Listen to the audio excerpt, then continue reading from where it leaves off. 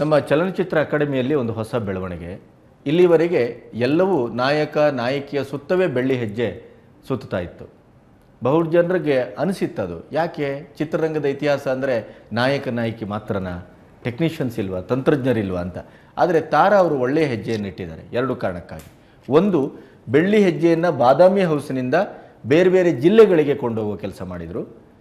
ಆಯಾಯ ಜಿಲ್ಲೆಯ ಕಲಾವಿದರನ್ನು ಅಲ್ಲಲ್ಲಿಯೇ ಮಾತಾಡಿಸುವಂಥ ಒಂದು ಕೆಲಸ, ಅದೊಂದು ಒಳ್ಳೆಯದು. ಇನ್ನೊಂದು ಬಹಳ ಮುಖ್ಯವಾದ, ತಂತ್ರಜ್ಞರನ್ನು ಪ್ರಥಮ ಬಾರಿಗೆ ಅವರು ವೇದಿಕೆಗೆ ತಂದಿದ್ದಾರೆ. ಸುಂದರನಾಥ್ ಸುವರ್ಣ ನಿರ್ದೇಶಕ, ನಿರ್ಮಾಪಕ, ಸ್ಥಿರ ಛಾಯಾಗ್ರಾಹಕ ಮತ್ತು ಛಾಯಾಗ್ರಾಹಕ, ಇಷ್ಟೆಲ್ಲ ಬಹುಮುಖ್ಯ ವ್ಯಕ್ತಿತ್ವ. ಮಂಗಳೂರಿನ ಹುಡುಗ, ಕನ್ನಡ ಚಿತ್ರರಂಗದಲ್ಲಿ ಅವನದೇ ಆದಂಥ ಒಂದು ಸ್ಥಾನಮಾನವನ್ನು ಅವನು ಗಳಿಸ್ಕೊಂಡಿದ್ದಾನೆ.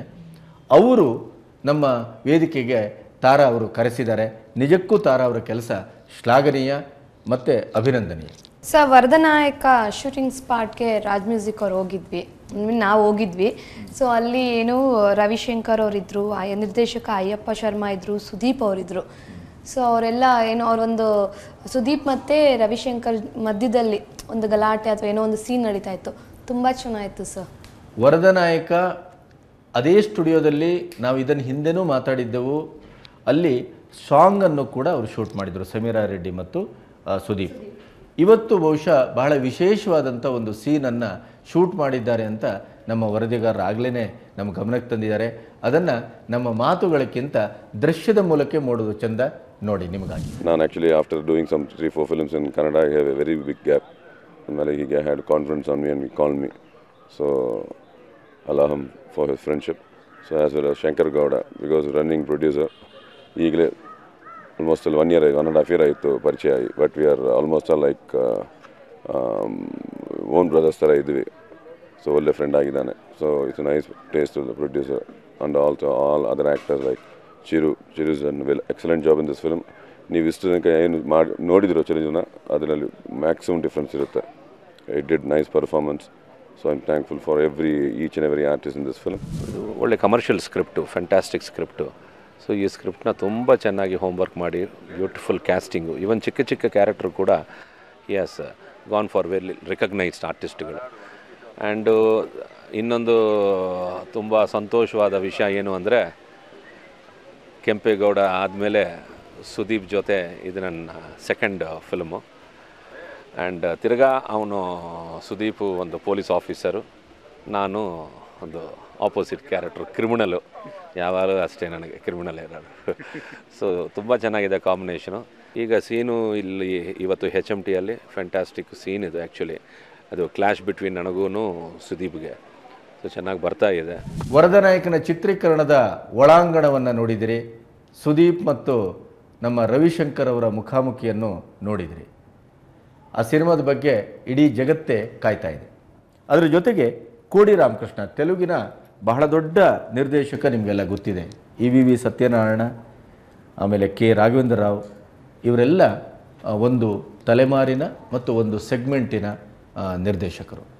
ಈ ನಿರ್ದೇಶಕ ಯಾರು ಅಂತ ನಿಮ್ಗೆ ಈಗಾಗಲೇ ಗೊತ್ತಿದೆ. ಅರುಂಧತಿ ಸಿನಿಮಾ ಮಾಡಿ ಗೆದ್ದವರು. ಅರುಂಧತಿ ಸಿನಿಮಾಕ್ಕೆ ನಮ್ಮ ತೆಲುಗಿನಲ್ಲಿರುವ ಪ್ರತಿಷ್ಠಿತ ಅವಾರ್ಡು ನಂದಿ, ಅದು ವಾಯ್ಸಿಗೆ ಮೊದಲ ಬಾರಿಗೆ, ಇತಿಹಾಸದಲ್ಲೇ ಮೊದಲ ಬಾರಿಗೆ ಅರುಂಧತಿ ಸಿನಿಮಾಕ್ಕೆ ಸಿಕ್ಕಿದೆ. ಅದು ನಮ್ಮ ಸಾಯಿ ಕುಮಾರ್ ಅವರ ಬ್ರದರು ರವಿಶಂಕರ್ ಅವರ ವಾಯ್ಸಿಗೆ ಸಿಕ್ಕಿದ್ದು. ಇದರ ನಿರ್ದೇಶಕ ಕೋಡಿ ರಾಮಕೃಷ್ಣ ಅವರು ಕನ್ನಡಕ್ಕೊಂದು ಸಿನಿಮಾವನ್ನು ಮಾಡ್ತಾ ಇದ್ದಾರೆ. ಅದಕ್ಕೆ ದಿಗಂತ್ ಮತ್ತು ಐಂದ್ರಿತಾ ಹೀರೋ. ಅದು ಉಳಿದಂತೆ ಆಡಿಷನ್ ಹಂತದಲ್ಲಿದೆ. ಇವತ್ತಿನವರೆಗೆ ಯಾವುದೇ ಸಿನಿಮಾದ ಹೆಸರನ್ನು ಇಟ್ಟಿಲ್ಲ. ಸರ್, ಹಾಗೆ ನೀವು ಕೋಡಿ ರಾಮಕೃಷ್ಣ ಅವರಂದಾಗ, ಇದು ರಾಧಿಕಾ ಕುಮಾರಸ್ವಾಮಿ ಅವರು 7 ವರ್ಷ ಮುಂಚೆ ಒಂದು ಫಿಲಿಮ್ ಮಾಡಿದರು, ದೇವತಲು ಅಂತ.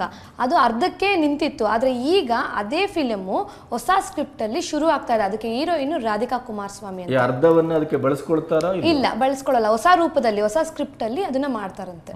ಅಂದ್ರೆ ಹೊಸ ರಾಧಿಕಾ.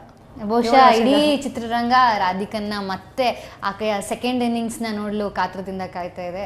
ಆಕೆ ಹಾಗಾದ್ರೆ ಕೋಡಿ ರಾಮಕೃಷ್ಣ ಅವರು ಕನ್ನಡಕ್ಕೆ ಬಹಳ ಭರ್ಜರಿಯಾಗಿ ಬರ್ತಾ ಇದ್ದಾರೆ ಅಲ್ವಾ? ಒಂದು ರೀತಿಯ ಕನ್ನಡದ ಭಾಗ್ಯ ಇದು.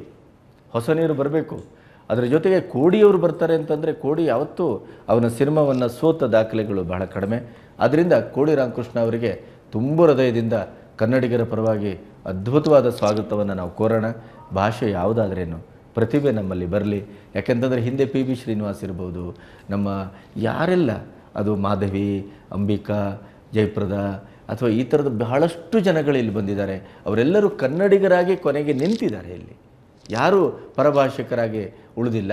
ಬಹುತೇಕ ಕನ್ನಡದ ನಿರ್ಮಾಪಕರು, ನಿರ್ದೇಶಕರು, ಮೂಲ ತಳಹದಿ ಹಾಕಿದವರೆಲ್ಲ ಅವರ ಮಾತೃ ಭಾಷೆ ನಮ್ಮದಲ್ಲ, ಬೇರೆ ಕನ್ನಡದ ಆಸ್ತಿ ಅಂತ ಕರೆಸ್ಕೊಂಡ ಮಾಸ್ತಿಯೇ ನಮ್ಮವರಲ್ಲ.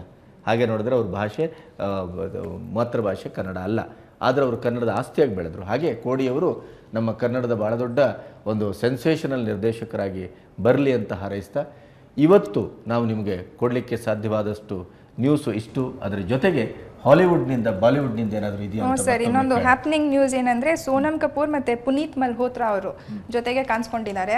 ಆದ್ರೆ ಕೇಳಿದ್ರೆ ಒಂದೇ ಸ್ಟೇಟ್ಮೆಂಟ್ ಕೊಡ್ತಾರೆ, ವಿ ಆರ್ ಜಸ್ಟ್ ಫ್ರೆಂಡ್ಸ್ ಅಂತ. ಈ ಶಾಹಿದ್ ಕಪೂರ್ ಮತ್ತೆ ಕರೀನಾ ಕಪೂರ್, ದೀಪಾ, ನಾವು ಪ್ರಿಯಾಂಕಾ ಕಳೆದ 3-4 ದಿನದಿಂದ ಜಸ್ಟ್ ಫ್ರೆಂಡ್ಶಿಪ್ಪು ಇದೆಲ್ಲ ಮಾತಾಡಿ ಈ ಸಿನಿಮಾ ಫ್ರೆಂಡ್ಶಿಪ್ ನನಗೆ ಅರ್ಥ ಆಗೋದಿಲ್ಲಮ್ಮ. ಇದು ಯಾವ ರೀತಿ ಫ್ರೆಂಡ್ಶಿಪ್ಪು ಏನೋ ಗೊತ್ತಿಲ್ಲ, ಅಂತೂ ಇದು ಅಂದರ್ ಕಿ ಬಾತ್ ಅಲ್ಲ. ಹಾಗಾಗಿ ಈ ಫ್ರೆಂಡ್ಶಿಪ್ ಆಗೇ ಇರಲಿ ಅಂತ ಹಾರೈಸ್ತಾ, ಬಹುಶಃ ನಮಗೆ ಇವತ್ತು ನಿಮಗೆ ಕೊಡಲಿಕ್ಕೆ ಸಾಧ್ಯವಾದದ್ದು ನ್ಯೂಸು ಇಷ್ಟು. ನಾಳೆ ಇದೇ ಹೊತ್ತಿಗೆ ಮತ್ತೆ ಹೊಸ ನ್ಯೂಸ್ಗಳೊಟ್ಟಿಗೆ, ಹೊಸ ಸುದ್ದಿಗಳೊಂದಿಗೆ, ಹೊಸ ವಿವರಗಳೊಂದಿಗೆ ನಿಮ್ಮನ್ನು ಮುಖಾಮುಖಿ ಆಗ್ತೇವೆ. ಅಲ್ಲಿಯವರೆಗೆ ಬಾಯ್.